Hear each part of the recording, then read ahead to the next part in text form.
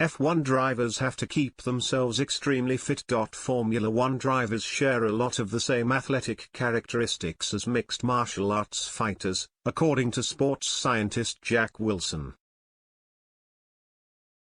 After an hour working my socks off in a variety of agility, strength and conditioning tests, I'm inclined to believe him.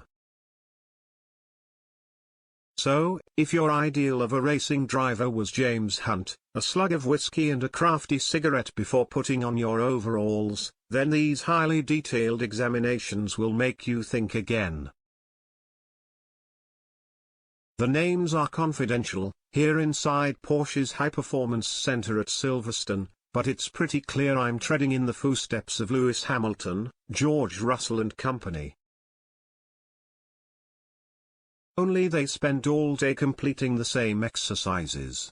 I've had 60 minutes. And, bless 'em, that's plenty. Why wouldn't you optimize the human element? Why not? Perhaps you wouldn't start with someone whose body fat is, well, sadly, I misplaced that vital statistic.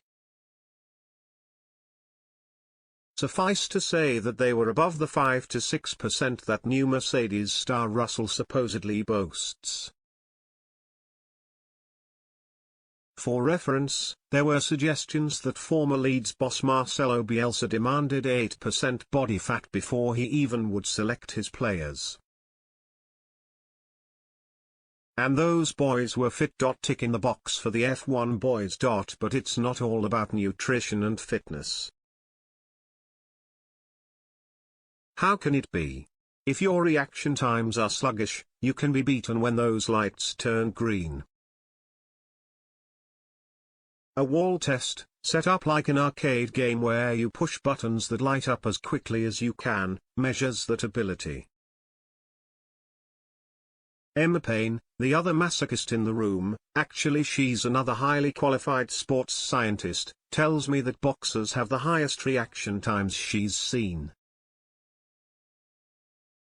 I'm thinking to myself, that's out of necessity, move or you get a smack in the mouth. But it's great fun, really.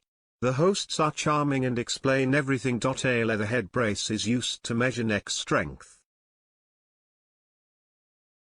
I think I'm doing well, withstanding 3.5 g of force.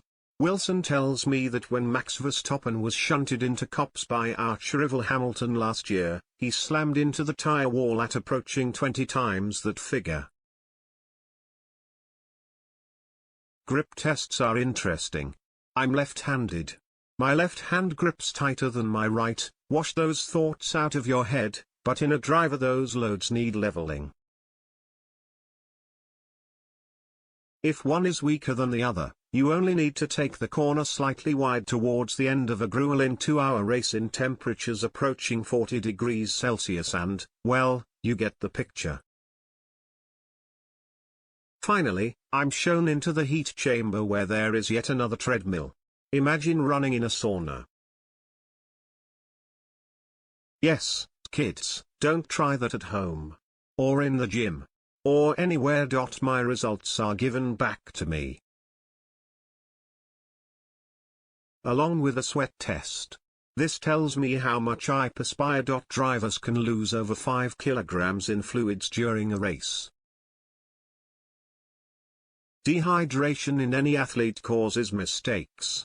When you're speeding along at 180 miles per hour, you definitely don't want one of those. Chris Harris, from Precision Fuel and Hydration, tells me I don't sweat much.